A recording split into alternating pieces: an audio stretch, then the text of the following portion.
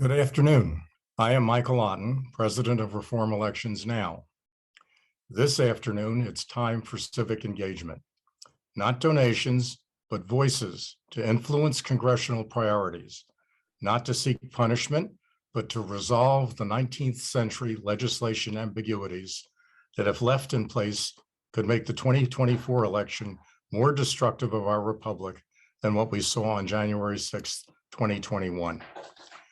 Most attendees are here because they trust the organizations represented and respect the expertise of the prominent political scientists and election law academics who are joining us today as volunteers, whose cause is to build better guardrails for our republic, not to gain advantage for one political party or another.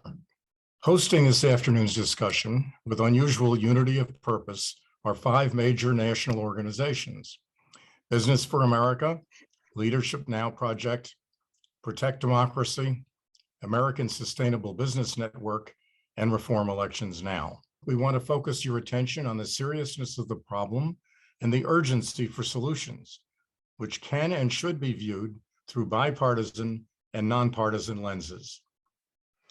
A bipartisan group of senators has recognized the root cause of the January 6th problem and is working on an Electoral Count Reform Act, also known as ECRA, aiming to resolve the worst ambiguities and risks of the presidential election process. The business world represented on today's call recognizes that the threat is not just a matter for political game playing, but a serious exposure for economic and business chaos. The agenda for today's meeting is first to outline the problem and why flawed elections laws matter in terms of our standing in the global economy and the business world.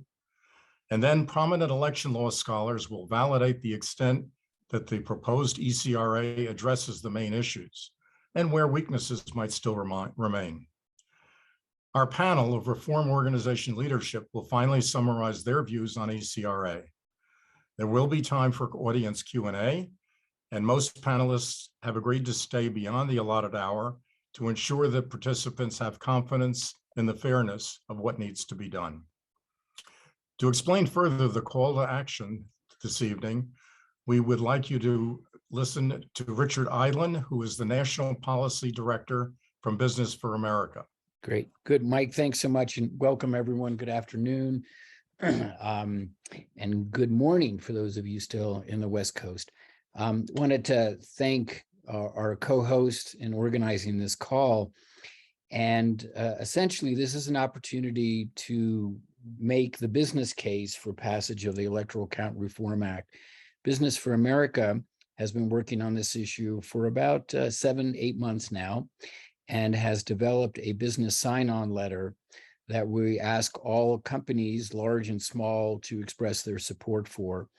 The sign-on letter calls for congressional passage of the ECRA this fall, and we're encouraged to see that there are now 10 Republican co-sponsors and an equal number of Democratic co-sponsors. The goal here is not to get 60 votes, but to conceivably get as many as 80 votes in the US Senate. I will note that there is a companion bill that's just been introduced in the House yesterday by Congresswoman Liz Cheney and Congresswoman Zoe Lofgren. That is a separate piece of legislation, which likely means that there'll have to be some conference committee work in Congress to find alignment among those different proposals. But as you will see, I think in this conversation, there are some fundamental reforms that most scholars and most people following this issue agree on, and we're going to get into that in a bit more detail.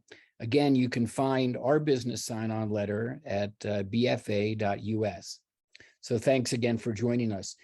Let me introduce our moderator today, Robin Weaver, who's going to somehow manage to navigate the following 8 to 9 or 10 speakers and do a good job of that, I'm sure. Robin is the current president of the Society of Mayflower Descendants. She's a professional writer and has been involved in politics for many years. She is the past president of the Women's National Republican Club and has also been involved in the Harvard Alumni Network for many years. So, Robin, thanks for joining us, and I'll turn it over to you. Thank you, Richard. I'm really honored to be moderating such an impressive panel of experts and advocates. For this first segment, I'd like to introduce our three panelists. First off, Peter Cyrus, who is the Research Director for Reform Elections Now, Larry Diamond, who's a Senior Fellow at the Hoover Institution and at the Freeman Spogli Institute for International Studies at Stanford University, and Didi Kuo, the Associate Director for Research at the Center on Democracy, Development, and Rule of Law at Stanford University. They're going to give us a sense of the threat as the current election law now stands. And Larry and Didi in particular will describe the way the proposed bill will help strengthen our democracy and its importance to the business community in maintaining democratic stability and predictability. Peter, let's start with you. Thanks, Robin. So this is very simple issue. And if we don't fix the election laws now, this is what we could be reading in the newspaper and watching on TV in 2025. Next slide. So from the New York Times on January 8th, as you see, millions storm Washington, D.C., and you see what's going on in Washington. Riots erupt throughout the United States. There are 2,000 dead, 30,000 wounded, and these are three different cities in the United States. The Dow plunges 5,000 points. Now, it says here it's the worst drop ever. It may be down 5,000 points today, I'm not sure, but the Dow drops 5,000 points. Russia captures the remainder of Ukraine, as you see on Fox News, and China invades Taiwan. Next. The election in 2024 tracked closely with that in 2020. Biden seemed to have won both the popular and the electoral votes, but then the governors and secretaries of state in Arizona and Georgia declared there'd been thousands of illegal votes and cast their votes, electoral votes for Trump. The governors of North Carolina, Pennsylvania, and Wisconsin appointed slates of electoral college delegates supporting Biden, while the state legislatures appointed slates supporting Trump. In the Democratic-controlled Senate, Vice President Harris refused to open votes from Arizona and suspended counting. In the Republican-controlled House, Speaker Kevin McCarthy sided with the Republican electors. The Supreme Court refused to rule on the appeals, claiming that the election was the responsibility of the states and the Congress, and both sides kept claiming victory while the unrest increased by the day. Now, this was a crisis that did not have to occur. Everyone had lived through the 2020 election and knew there was a problem. Everyone knew the Electoral Count Act of 1887, the failed election law of 1845, and others were poorly written and hopelessly out of date. I mean, 1845, give me a break. Most people realized these laws would fail at some point. Fixing them should have been easy, but Congress was too busy fighting its partisan wars while citizens focused on blaming the other party. In 2022, if our political leaders had done their jobs and if people had pressed them to fix our election laws, the crisis of 2025 could easily have been avoided. So that's the news from January 2025, and I'll turn it back to you, Robin. Thank you very much, Peter. Very scary, the scenario you just gave us. At this point, I'd like to ask Larry to outline for us why he thinks the proposed bill will help strengthen our democracy. And then I'll follow that with Didi's commentary on why this is so important to the business community. Let me say the following. First, the worst thing you can have for a political system or an economy is extreme uncertainty and dispute about the rules of the political game, and most especially the succession to national power. This is a formula for widespread violence, disorder, and political unraveling. to a degree that, frankly, we haven't seen since the Civil War. And of course, what Peter was outlining was one plausible scenario. And I'm sure many people on this call think that it's wild and hysterical. I will tell you, as a political scientist who studied closely and with horror what happened on January 6th and in the lead up to it, with the pursuit of the strategy of trying to press fake electors and all of the planning and architecture around that we didn't even know at the time, and which may still be the target of much wider criminal prosecution. And knowing what I know about the distribution and intensification of polarization and extremist sentiments in the United States, and the public opinion polls and deeper social science research showing growing readiness for tolerance for political violence, if people believe their side is unfairly robbed of a national election victory, I do not think that the scenario that Peter articulated is hysterical or at all unthinkable.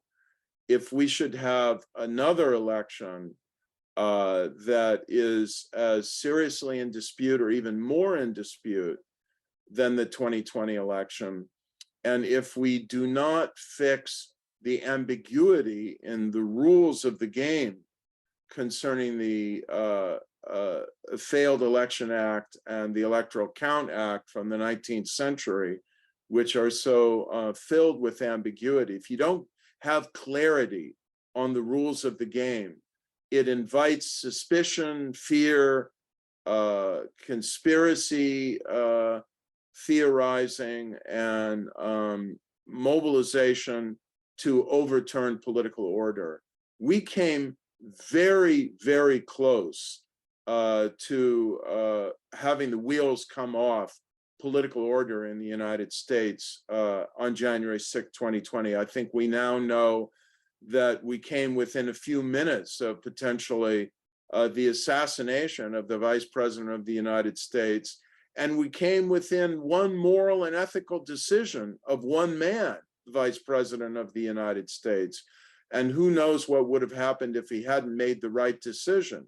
Now, many of us feel, as he did, that it was the only ethical and legal decision he could have made. But the point is that the Electoral Count Act left many of the supporters of the other side to believe that there was ambiguity.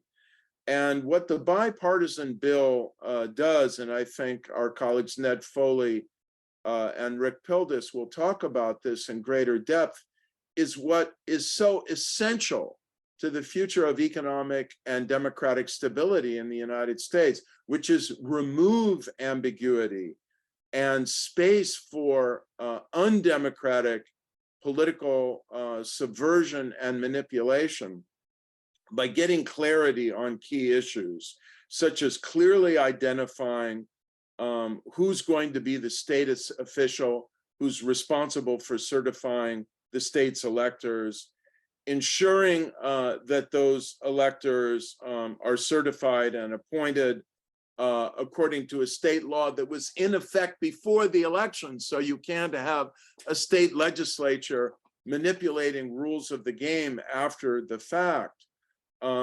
Creating a clear and expeditious pathway for the judicial resolution of disputes.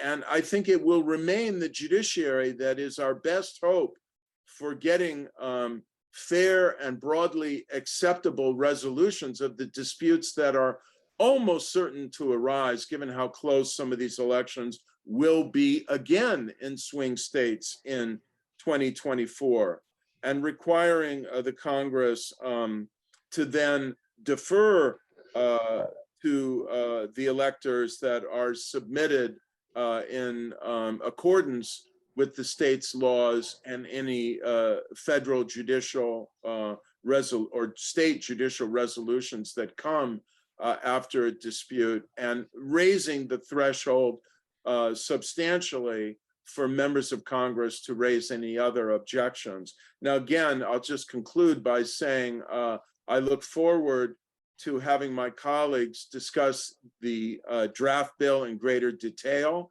and where it stands in the legislative process. But as a political scientist studying democracy, I have never believed anything with greater conviction than our future democratic stability and economic and social health heavily depend on the passage of this bill this year. Thank you, Larry. We're going to have Dee Dee speak to how the business community is watching this legislation and why it's going to be so significant to them.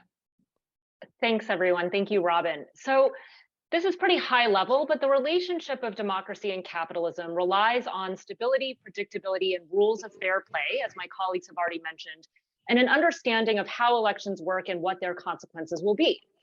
The rules and procedures around elections and alternation in power are the foundational principles that underpin other democratic institutions, like the legal system and the rule of law, on which our economy then depends.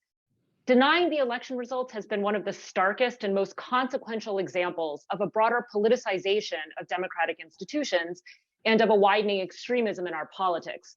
When democracy erodes, there are pretty significant economic consequences. First, business can be a target of either political animus or political favoritism, both of which affect economic competitiveness and distort the proper role of markets. Further, non-democracies are associated historically with lower rates of economic growth and innovation, as well as higher rates of economic inequality. Now, we've already seen the business community get drawn into high-profile political issues because of the polarization that we have today. There's ample evidence showing that as Americans have grown more cynical about politics, they continue to trust businesses, particularly their own employers. And there's therefore more pressure on businesses to act ethically in pursuit of economic goals. There's now growing pressure for businesses to do the right thing when it seems as if politics is going in a direction away from what majorities of Americans want.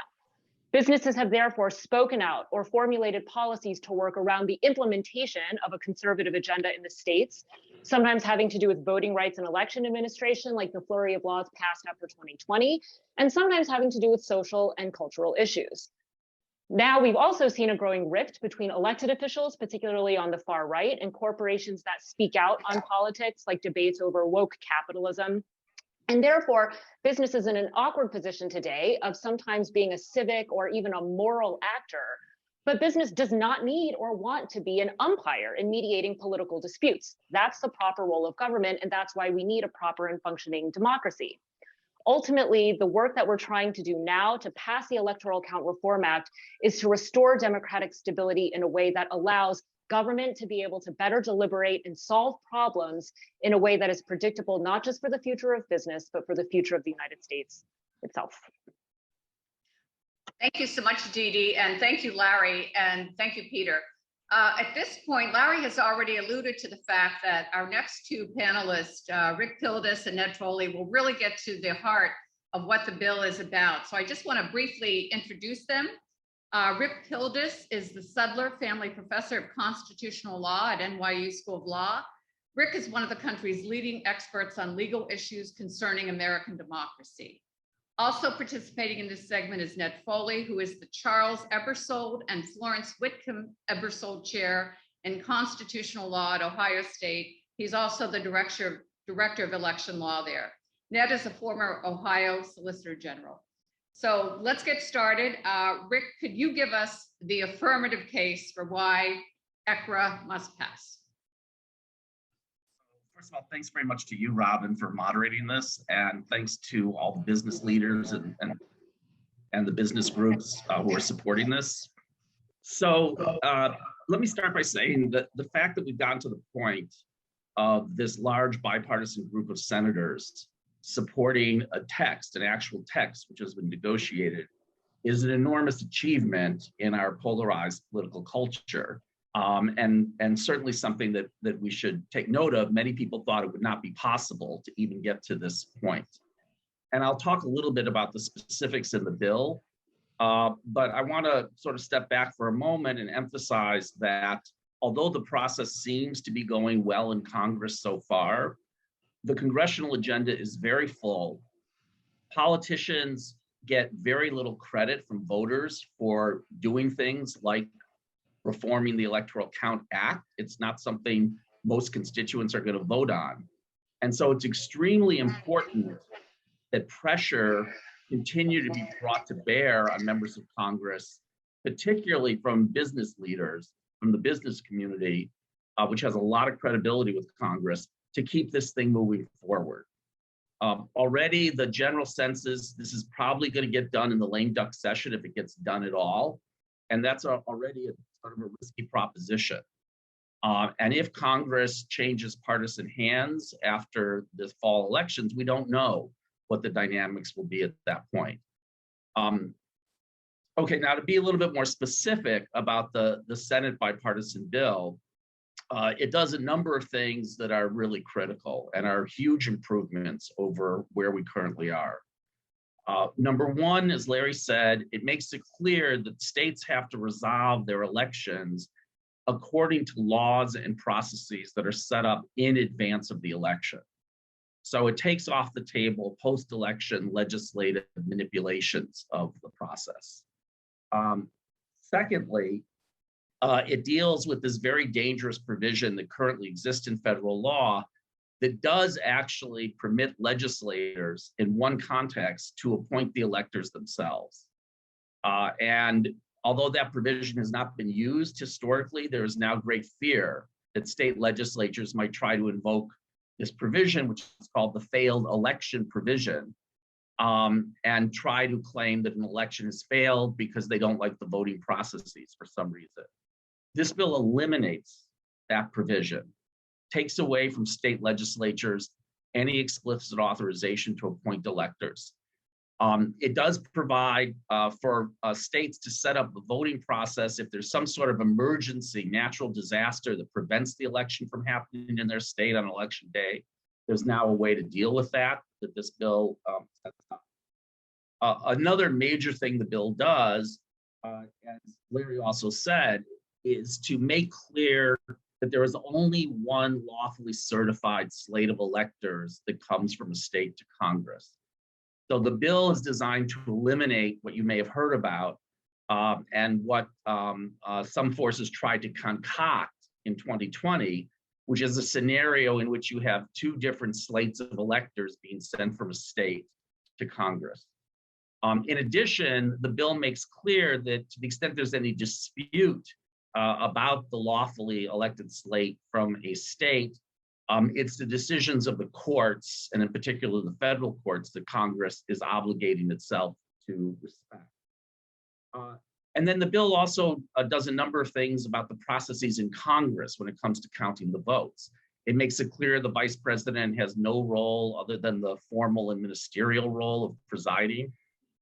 It raises the number of objections required to object to a state's vote from the current situation of just one representative and one senator to now requiring 20% of the Senate and the House to object before an objection is going to be debated.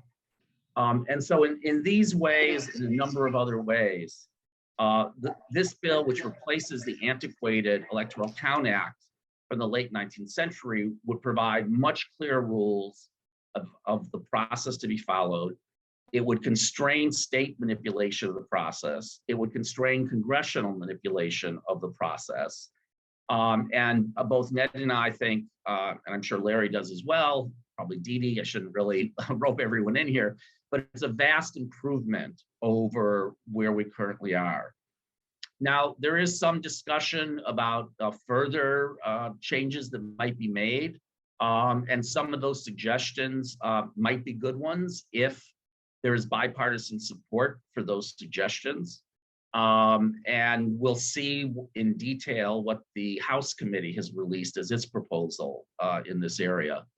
But it would be tragic at the minimum if the bill that's on the table failed to get passed because of fights about ways to possibly amend it or modify it that lead the whole effort to collapse.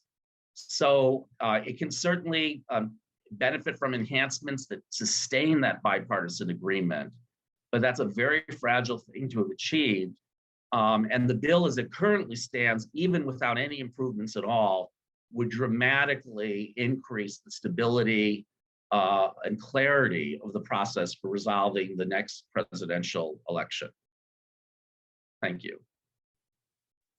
Rick, thank you for that amazing summary and for that compelling argument on the importance of the bill's passage. I'm going to direct the next question to Ned because there's a case that's currently being adjudicated in the U.S. Supreme Court. It's called Moore versus Harper, and it concerns the independent state legislature doctrine. And there has been some concern that it could in some way impact ECRA. So I'd like Ned to kind of just explain what that theory is and why people are really talking about it in the context of ECRA. Yeah, thanks, Robin, for that particular question, and I'll address that right away. I do want to say that I agree wholeheartedly with everything that Rick, Larry, and Dee Dee said, and so want to underscore the importance, even urgency of this, and maybe I'll come back to amplifying some of what's already been said.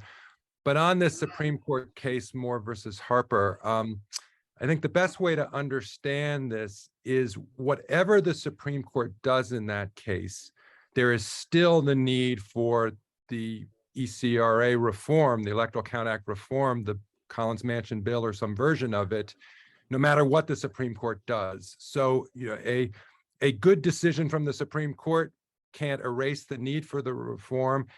And even if the Supreme Court, whatever it does, Congress can take care of the acute uncertainty in the presidential election process for the reason that Peter and Larry and Rick have been talking about, namely, Congress controls the timing of presidential elections, including when we as citizens vote in, for the popular vote that gets turned into the electoral vote.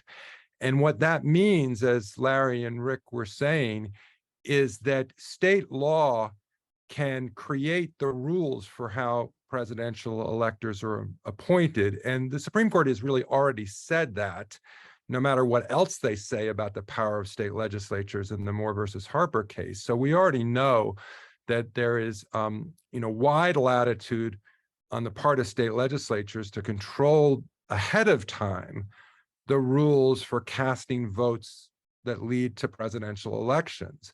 But they've got to do it ahead of time because Congress gets to set the date where that takes place. And so after it does take place, state legislatures cannot, if Congress doesn't let them, come in afterwards and say, oh, you know what, we don't like the results, so we want to change the rules for this election.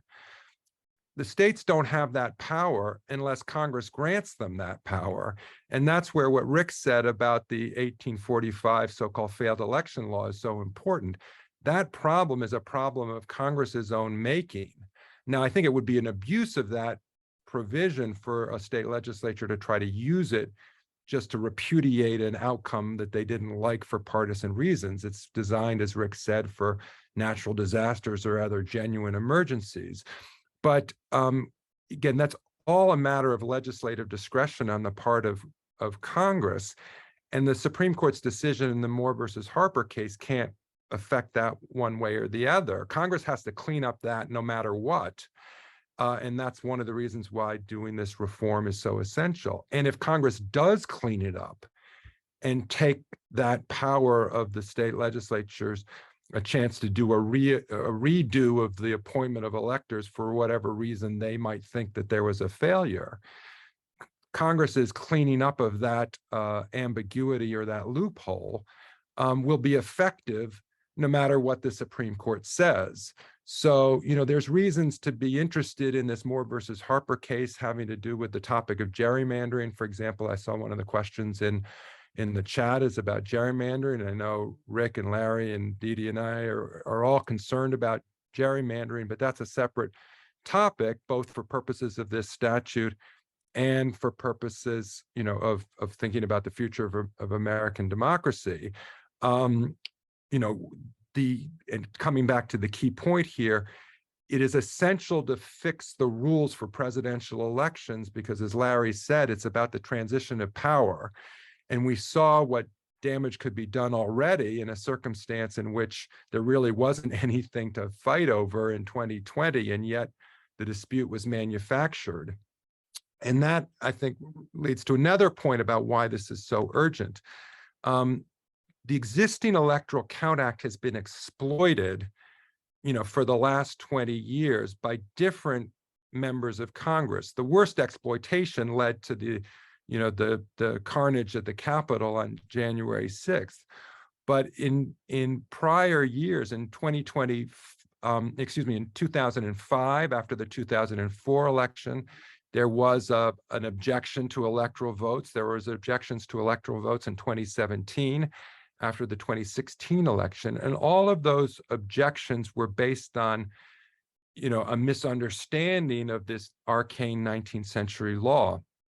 And one of the great benefits, as Rick was saying, about the clarity of the Collins-Manchin bill is it explains what's a legitimate objection and what's not a legitimate objection. It raises the threshold of objections, as we've been talking about. And so it should really minimize the risk of mischief in Congress or anywhere else.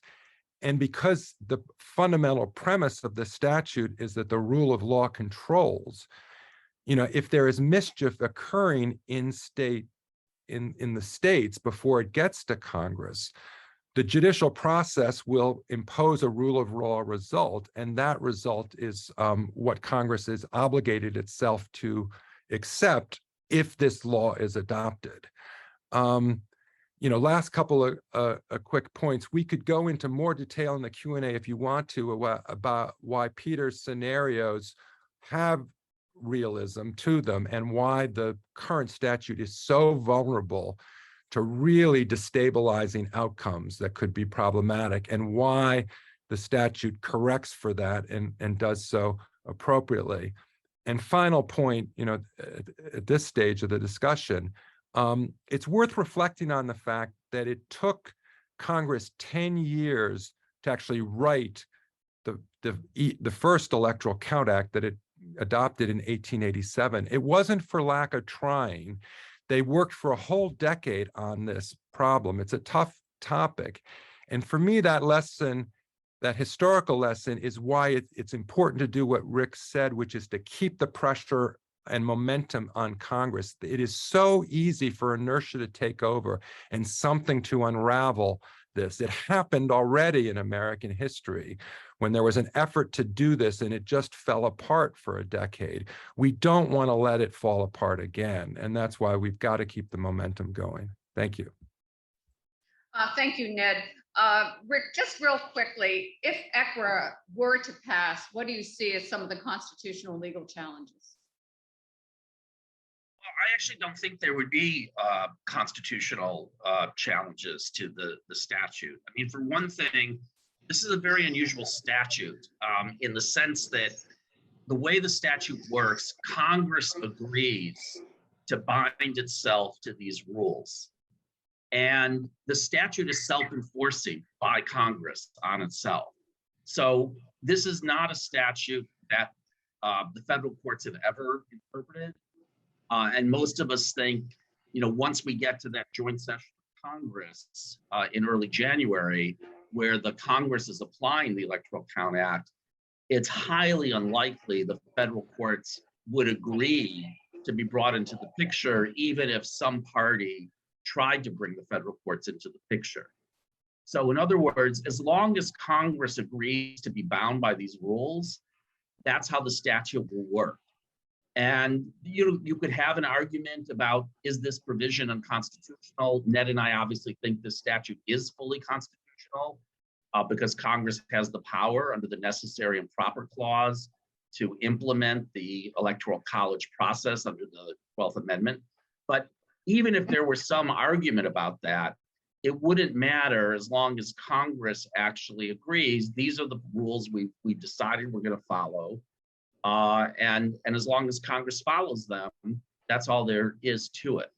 So I don't consider those kinds of issues to be major issues.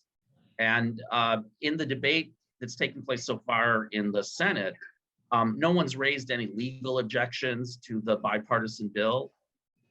So I think the big issue is, whether Congress will actually forge enough consensus to push this through.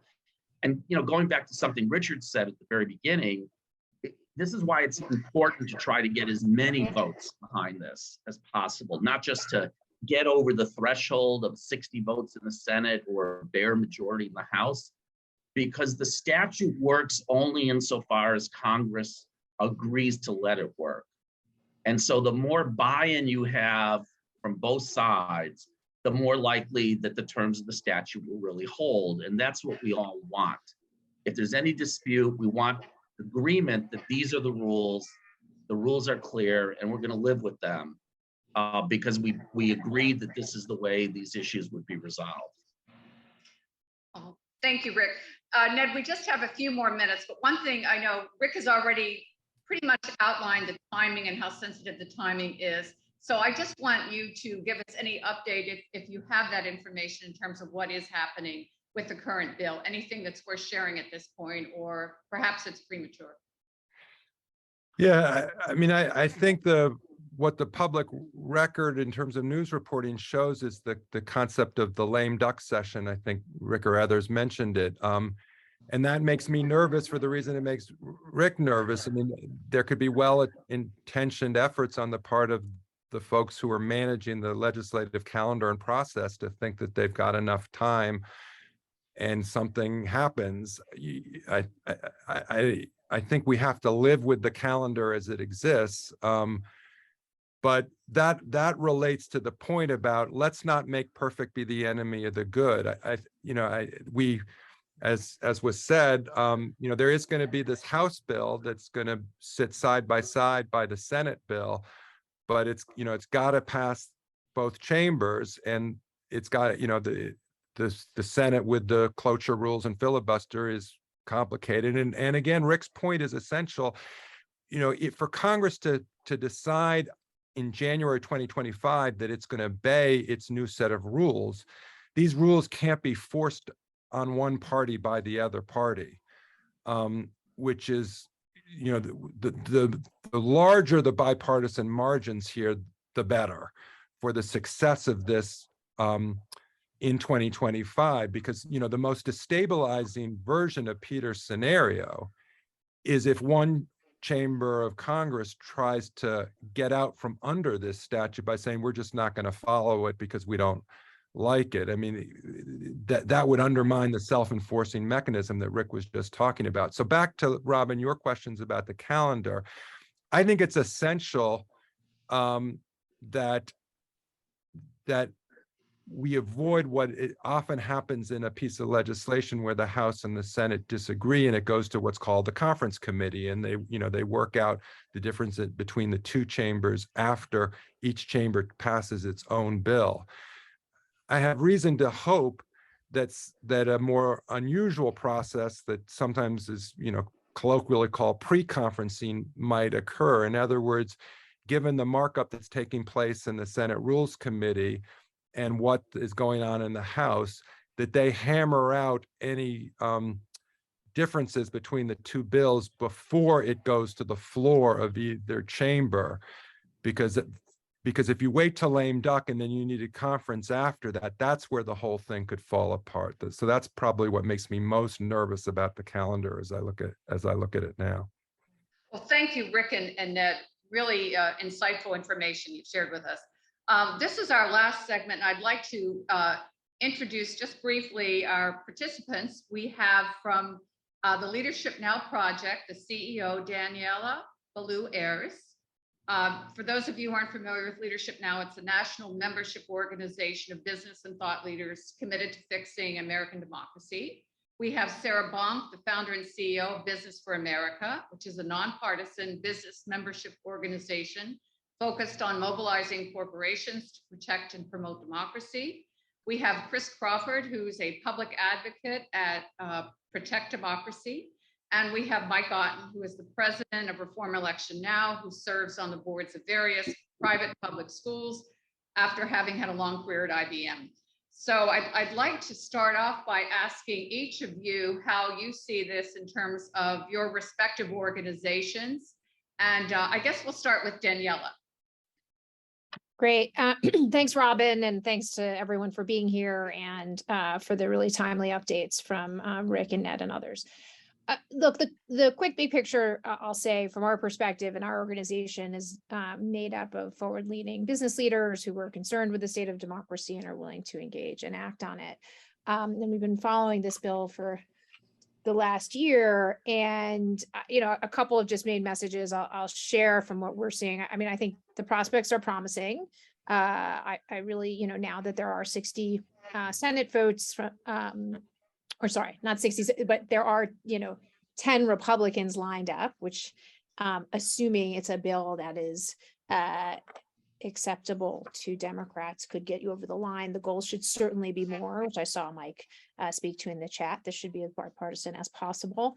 So I think we're encouraged. I think the lame duck session is not without risk, as was mentioned, but is likely. Our indications from senators we've engaged with is that they're optimistic, and that also hearing from the business community, both companies themselves and individuals, about the importance of this bill, the recognition of the risks and what it would mean for business is helpful. And that can take the form of an individual reaching out to your senator, reaching out to any senator you have a connection or relationship with, as well as public messaging, putting your writing an op-ed, putting your voice out there in the press and your networks. I think is also valuable because awareness of this bill is still very narrow, and its importance to addressing the risks that we've seen in 2020 are really critical. The last thing I would just note is that there's, as much as this does help address some of the very real risk factors for 2024, it's certainly our perspective that it is a starting point as opposed to an endpoint for the range of really critical reforms that are needed to shore up our system, whether that's addressing something like gerrymandering, the polarization that's creating, the Supreme Court amicus brief. We're looking at doing a Supreme Court amicus brief for the independent state legislature case, and other interventions. So, I think this is important. It's critical, but I think it's just a start in all of the work that we need to do. And I really encourage all of you to do outreach to senators. The House is also going to be helpful as well. And we found a very, welcoming audience to making our case. Oh, thank you, Daniela. Sarah, I'd love to hear from you. Great. Thank you, Robin. Thanks everyone for joining us. So, over and over, speakers that we heard from today were emphasizing the interest of business. So I really wanted to build on that theme. As Robin noted, Business for America is a business membership organization, and we focus exclusively on the issue of democracy and elections. So we see these issues from that lens, and we listen to our member businesses. They take their positions as a corporation, they use their brands and their influence to encourage bipartisanship and to help advance these kinds of public policies.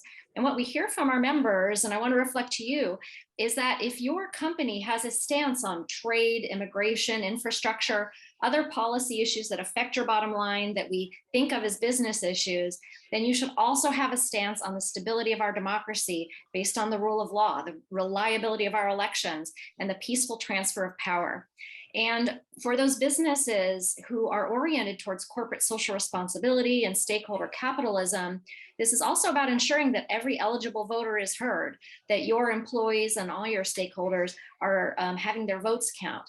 It's really a voting rights issue if the will of voters expressed at the ballot box can be thrown out arbitrarily due to this antiquated law, right?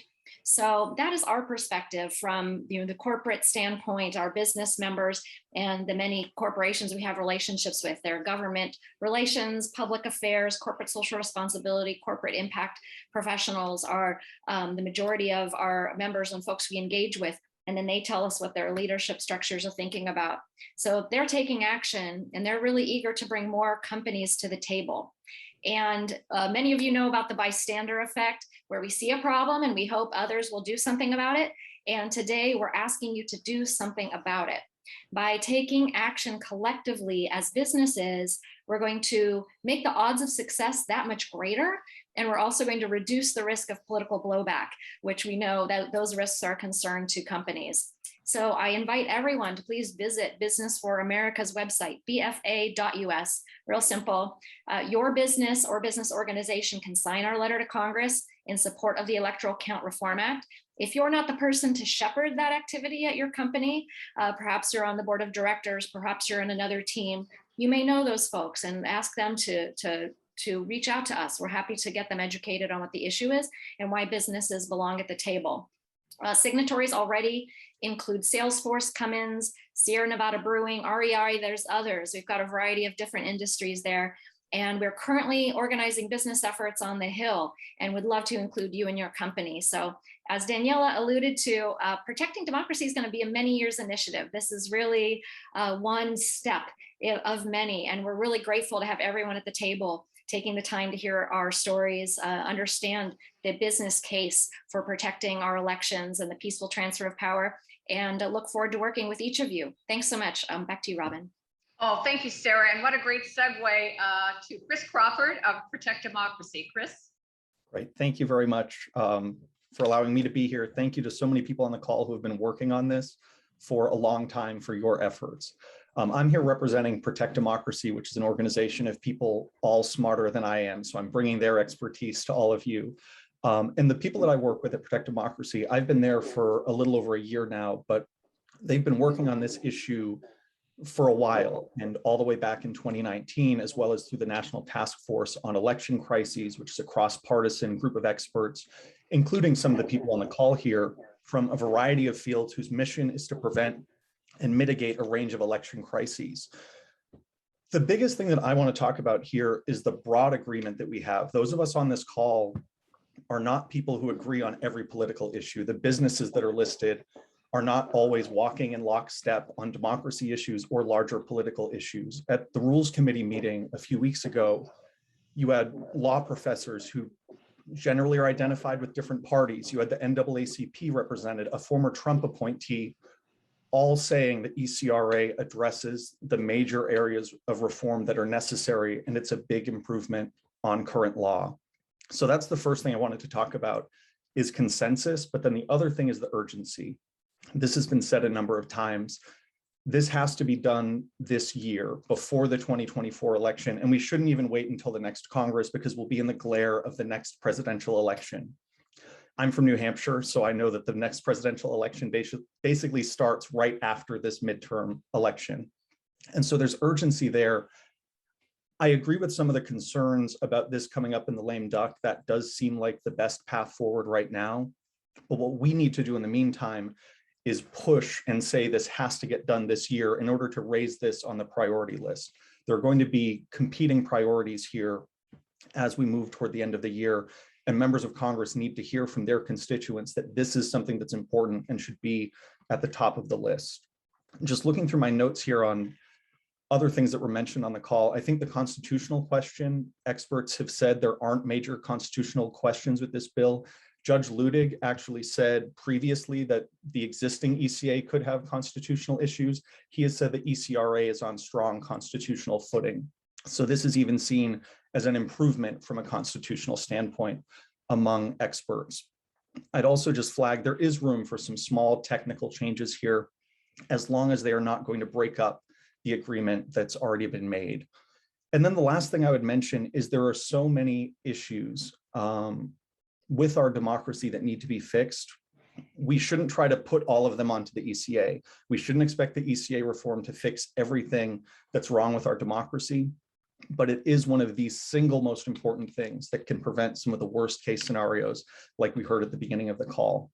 And so I think we have to keep that in mind, that this is a huge step forward, a huge fix that can help avoid crises in the future.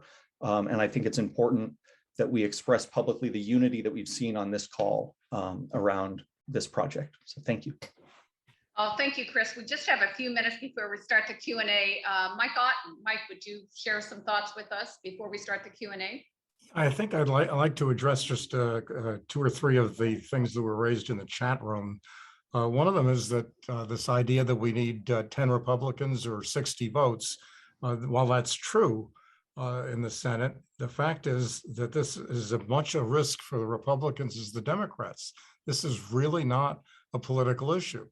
Some people, including I think something I saw in the Cato Institute, really was pointing out that the risk was probably greater for the Republicans. So to think of this as a partisan issue is misleading. The second point relates to the thing Chris just said, as well as others, that one of the dangers is overpacking or trying to put too much into the bill. It's a pretty well-defined, fenced bill to address a specific problem. The other problems are real, but they need to be addressed longer term. And I think our group, as well as the others, have lots going on relative to campaign financing, gerrymandering, the primaries process. But this is the one that's hottest to get done now. And we really need to get behind it, because Congress has unfortunately got it's easier for them not to do something than to do some things quite often. And we have to overcome that. It mustn't fall off the table. So let me turn it back to Robin, and let's see if we can get some questions in from the general audience. We're ready to take some questions. One comment or question that had come up is something about the states, in terms of the states having rules in place before the election. Is this something we should be concerned about? Obviously, we have a federalism system, and the states have always been in charge of the election rules. So is that something, I'm asking the panel, that you're somewhat concerned about? So the way I think it's useful to think about this is, again, we have this electoral college system, whatever you think about it. It's the way we elect a president, and it comes from the original Constitution, amended after the election of 1800 and the 12th Amendment. And what that does is set up this power of state legislatures to figure out how they want to appoint electors. We're lucky that every state in the country for a long, long time has decided that they want their electors appointed based on a popular vote of citizens, as opposed to any other method. And I think we have every reason to foresee, going into 2024 in the future, that every state will continue to use citizen votes as the method of appointment. As you know, or many of you may know just from watching the news, Maine and Nebraska use a little bit of a different system. Even though all citizens get to vote, they don't allocate all of their electors on a statewide basis. They allocate some of their electors to congressional districts instead of on a statewide vote. But 48 states have what we call winner-take-all methods of a popular vote. All of that is already well-settled constitutional law, that state legislatures have the plenary authority to, adjust that consistent with other constitutional principles like the 14th Amendment, the 15th Amendment, the 19th Amendment, equal voting rights. So, there's sort of a lot of different parts to constitutional law that bear on this. What states have done, for the last 100 or more years, and we anticipate that they'll continue to do, is simply utilize their electoral systems that they use for all other elections, like the same vote technology, the same recount rules, the same voter ID rules, voter registration rules, all the rules that they have for governor elections or Senate elections or congressional elections. They say, well, since we're holding a vote for the presidential election, we'll just use all of that machinery. In a sense, all of that is potentially up for grabs, but that's politics. We do have an eye on this Moore versus Harper case, and again, I don't want to get into the weeds on that, but again, regardless of what the court does in that case, most of the power of the state legislatures to write these rules is independent of whatever the Supreme Court may decide in a narrow subset of issues that case governs. But I think we should all have the expectation that as Peter said at the outset, that the basic premises of the 2024 election will look like the 2020 election and others, in terms of just the mechanics of how you cast a vote and how those votes get counted. What is really at risk, though, is this idea that some actors might try to subvert the process. And this gets to the point that, and I'll be quick in wrapping up, that Rick and others were talking about. What if in good faith or bad faith or however you get actors within the state governmental system trying to discount or deny the tally of the ballots that occurs under the rules that exist.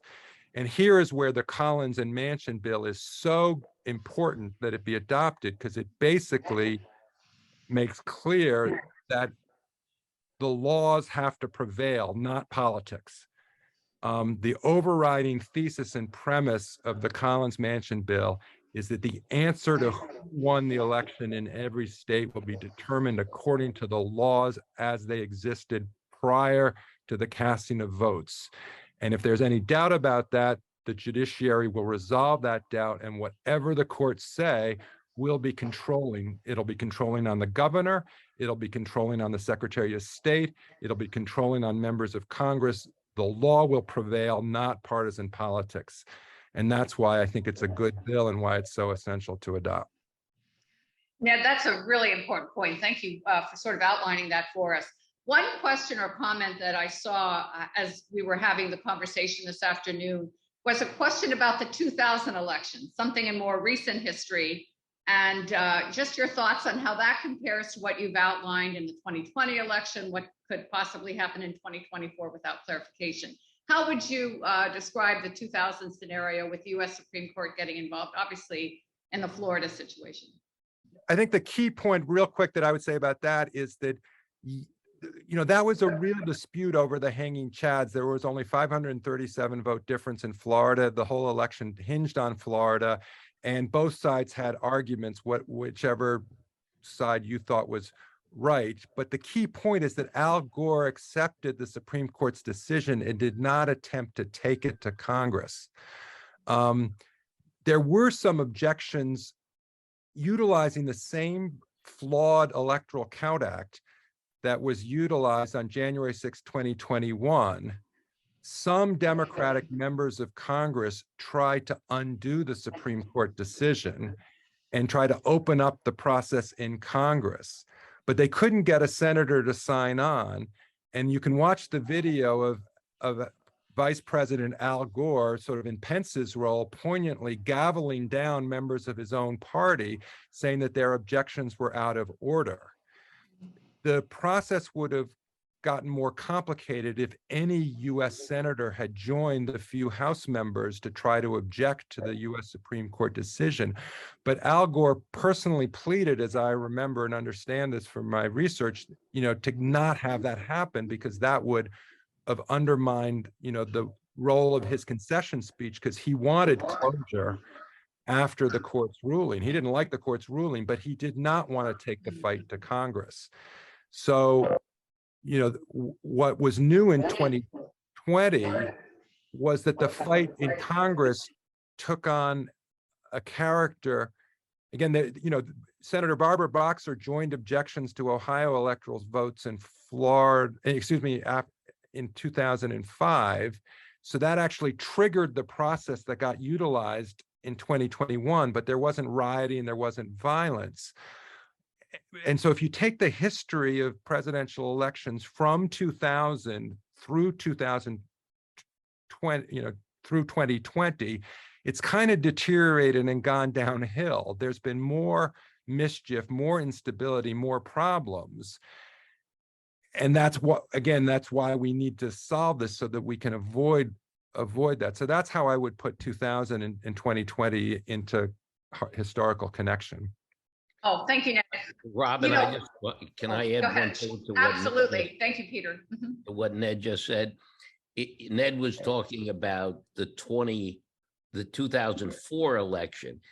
And if anybody reads the dialogue, what's interesting is that the Democrats stood up after the 2004 election and claimed that voting machines had been tampered with by dial-up, and that they had changed votes from John Kerry to George W. Bush. And that's why Bush got elected in Ohio. And the point that I'm making is that, and this is what nonpartisanship is about, both parties have now gone on record as saying voting machines can be manipulated by, space lasers or what have you. And we have to get to a point where both parties, where members of both parties can agree that the election is fair and that there are rules on which everybody is abiding.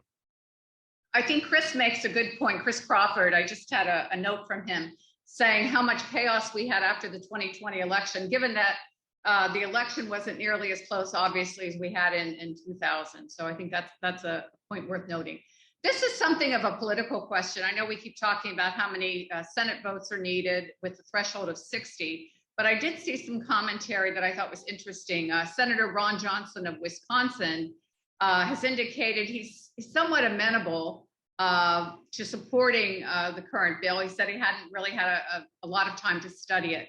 But just your take on that, given someone like Senator Johnson is open to supporting this bill. I mean, I think he's a good example of, someone who's very, considered to be a conservative, who is certainly open to supporting this legislation. He's also been, a friend of the Trump administration. So just your take on that.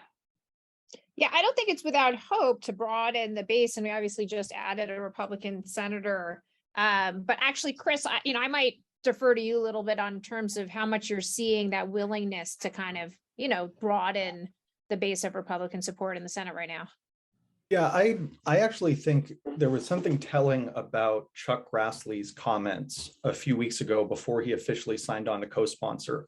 And that was that when he was asked about this, he said, I haven't looked at it closely, but it sounds good. I'm inclined to vote for it. And what that sort of tells me is that there's an understanding among senators that this is a positive thing. This is something worthy of attention. This is something that generally they're inclined toward. So that gave me a lot of hope, even more than him officially signing on, because everyone's going to sign on as co-sponsors or decide whether they're going to vote for it on their own time, taking into account their own politics. But getting to 10 votes is big, but I think some of the comments we've seen are just as important, because I think Republicans recognize they have just as much to lose in future elections. There's a lot of focus on 2020 in this conversation, but we don't know what's going to happen in 2024 or beyond. And I think Republicans understand it's not Mike Pence sitting in the chair in 2025. It's likely going to be Vice President Harris sitting in the chair in 2025. And we don't know who will be there after that. Oh, Robin, I would just add that, in conversations that Business for America's had with Republican staff in the Senate, we're finding there's a great deal of interest. And I think it was Ned who suggested, or Rick, that we don't want the perfect to be the enemy of the good. And as the bill has narrowed in scope and has not addressed every single issue that is important, but not maybe appropriate for this reform, such as dealing with voting rights restrictions that the Voting Rights Advancement Act of last year addressed, that as that's narrowed, senators like Langford and Tillis and Burr and others similar, with similar political persuasions, have found a willingness to get behind this legislation. So, this bill, as we've talked about, won't satisfy every concern we democracy advocates have, but will get us further along. And we're finding that there's a great deal of interest on the Republican side to embrace this, and particularly because of what Chris said, that, Vice President Harris will be sitting in that chair in January of 2025, and they want similar respect and adherence to the law as they would have expected Mike Pence to have done. Can I just add one note to that, which is, one, that I think Blunt's leadership on this is encouraging, given kind of his links to overall leadership in the Senate. And second, I would say the balancing act that is happening right now with the markup of the bill is maintaining support from Democrats, which is not guaranteed, especially if the bill, just as Richard was saying, right, it started to constrain if it constrains too far so that it addresses, it leaves some big wide open holes, then you're going to lose Democrats. So that's kind of the art. I think the Rules Committee is well positioned to do that. But I think the implication of that is that reaching out to Democratic senators and reinforcing with a argument for the importance of support of that bill is also important. It's not only Republicans that needs to be reinforced on this. Yeah. And if I could just build on Danielle's point for a second, I was told by a Republican staffer, I'm sorry, by a Democratic staffer that, members of his caucus, they're tired of being the adults in the room, quote unquote, and the concessions they've had to make in order to move the ECRA this far is somewhat frustrating to them, given Republican resistance to moving on the Voting Rights Act. So Danielle is absolutely right. There is a need to ensure that the more progressive wing of the Democratic Party also is willing to support the ECRA as constructed. Thank you, Daniela and Richard. At this point, I would like to turn the call over to Mike Otten and Richard Idlin, who will give us a reminder of today's call to action. Yeah, I think the first thing I want to thank people for staying on even longer than the hour originally set. And I think we've had an excellent discussion, but the real bottom line of what we're trying to do is to get action from all of the people on this call to remind their congressmen that this is important, both senators and representatives. So I think that's all the action, the fact that both Business for America and actually Daniela, I know that your site as well, Leadership Now project, also has had a proposed letter that supports ECA. Please take a look at either of those two, edit them as you see fit, but let's get that input into Congress. And if you know senators or know people who can actually talk to the senators or Congress people, representatives, please make those calls now. This is the sweet spot before the distraction of the November election takes over all attention, or the lame duck session gets into the fog. Richard, you have anything you want to add to that? I would just add that for businesses on the call who are interested in contacting their senators or being part of an advocacy effort, that Business for America and Leadership Now project are collaborating on the outreach so we can connect you into a meeting either virtually or in person in DC, or you can meet with your representative or senator in district. As Mike said, it's really important that members of Congress hear from the business community now. So that's really the call to action to engage in the coming weeks.